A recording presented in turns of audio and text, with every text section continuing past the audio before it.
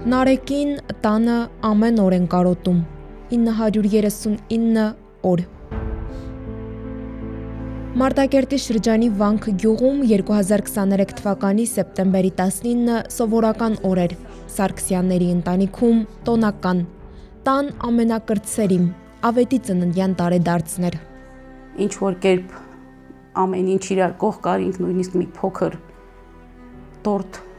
թխեցինք, որ երեխաս ուրախանա այդ օրը, բայց ցավոք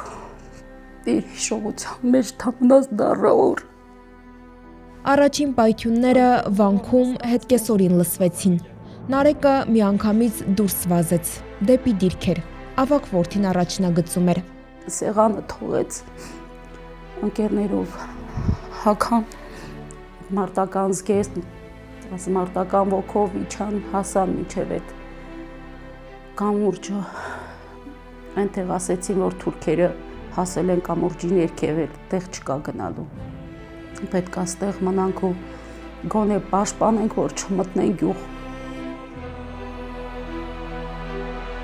Չէին հասկանում, որ արդեն Արցախը չկար։ Հենց այդտեղ էլ իմ 10 ընկերների հետ անմահացան ու հավերժ մնացին արցախցի։ Չլացեք, սա Նարեկի վերջին խոսքն էր, վերջին պատգամը հարազատներին։ Խոսք, որը մնաց օդում կախված, բայց դարձավ ուժ նրանց համար, ովքեր շարունակում են ապրել նրա հիշողությամբ։ 20-ի առավոտ, որ անընդհատ ասում էին մի հատ տենանք ինչ խաբար կա գյուղում, ինչ կա, ինչ չկա, կիսուրս գնաց, որ ճչաց, ես արդեն աշխարհը բալբեջ չգիտեի ինչ կատարվեց։ Փլուզված ու ցավից կծկված բռնեցին գաղթի ճանապարհը։ Նարեկին հուղարկավորեցին Ստեփանակերտի եղբայրական հուշահամալիրում սեպտեմբերի 23-ին։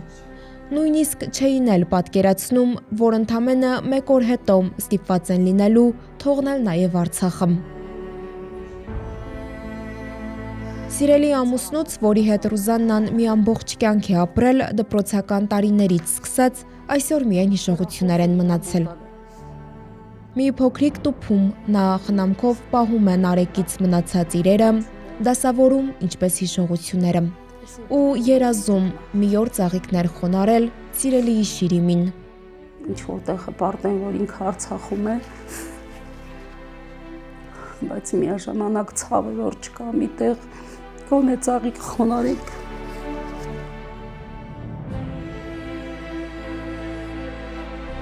Սարգսյանները իրենց 100 հազարավոր հայրենակիցների հետ ապաստան գտան Հայաստանում։ Ամիսներ շարունակ վարձով բնակվելուց հետո որոշեցին գնել այս տունը։ Հայաստանի կառավարության բնակապահովման ծրագրի եւ բարեկամների աջակցության շնորհիվ Ռուզաննային հաջողվեց կրկին մեկ հարկի տակ հավաքել Նարեկի ծնողներին ու իրենց զավակներին։ Ոսկու գրավով բարեկամների օգնությամբ մի կերպ մնացորդն էլ փակեցինք։ Ճիշտ է, ինչպես տեսնում եք, կարևորը պատերն են էլի տունը, հիմա ինչքան է լավ տուն լինի, մենք մեզ լիարժեք երջանիկ չենք զգա, տան չափսերը, տան գեղեցկությունը կապ չունի երջանկության հետ։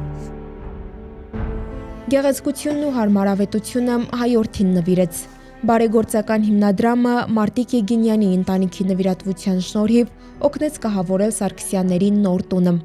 Եվս մեկ ընտանիք դարձավ հիմնադրամի, կառուցելով հայրենի օջախներ ծրագրի շահառուն։ Մարտիկ Եգինյանի ընտանիքի նվիրատվության շնորհիվ արդեն զոհված հայորդիների 5 ընտանիքի բնակարան է կահավորվել։ Դժվար կյանքով ապրած մեր հայրենակիցն այսօր հնարավորություն ունի օգնելում եւ ընտրել է ամենախոցելիններին, նրանց, ովքեր ամենաշատն ունեն աջակցության կարիք։ Այդ դժվար պահին զգում էի, որ մարդ գնահատում է այն ամենը, ինչ թողել եք Արցախում։ Զգում էինք, որ իզուր չեն զոհվել, կան մարդիկ, որ գնահատում են։ Ռուզաննան ամենաշատը սեղանով է ուրախացել։ Իրենց տան սեղանը գրեթե երբեք չի փակվել։ Այդ սեղանի շուրջ միշտ մարդիկ կային, ջերմ զրույցներով ու հոգեթով ծիծաղով։ Գույքը մեծ նշանակություն ունեցավ, կարելի ասել նենց որ հասավ այդ սեղանը, որ շատ անհրաժեշտություն էր։ Ասում եմ, որ ասում են Աստված առաջ տենց էր, մտածում էի, որ ասենք հյուր պիտի գային, բայց եղանի հարցը ոնց կանենք եւ հասակ այդ օրը հենց շատ հա Իր 3 զավակներից է Ռուզաննան ապրելու ուժ ստանում եւ ապրեցնում ընտանիքի մեծերին։ Կյանքով լցված Նարեկը երբեք չէր ուզենա սիրելիների աչքերը տխուր տեսնել։ նայելով ավետի աչքերին որ մահվակում որ գոնե Նարեկի կիսա թողածը տեղացնում իրա ծնողներն են ինձ մոտ